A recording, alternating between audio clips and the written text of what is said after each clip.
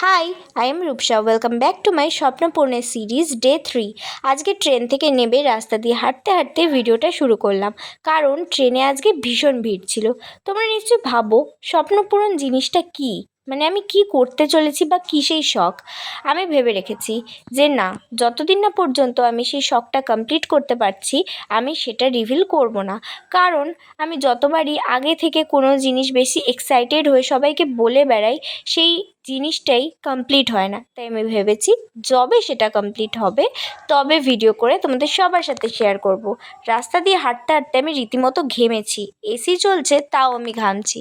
তো আমি ভাবলাম যে আমি যখন আজকে সবার আগে পৌঁছে গেছি তাহলে চটপট করে সামান্য ছোট ছোট কাজগুলো কমপ্লিট করে রাখা যাক।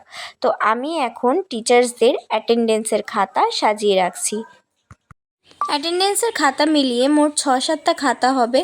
তো সেইগুলো সাজিয়ে রাখার পর আমি আরও কিছু টুকটাক কাজ করে নিয়েছি। তো এইভাবে সাজিয়ে রেখে আজকে আমার তাড়াতাড়ি ছুটি হয়ে গেছিলো 2-2:30 নাগাদ।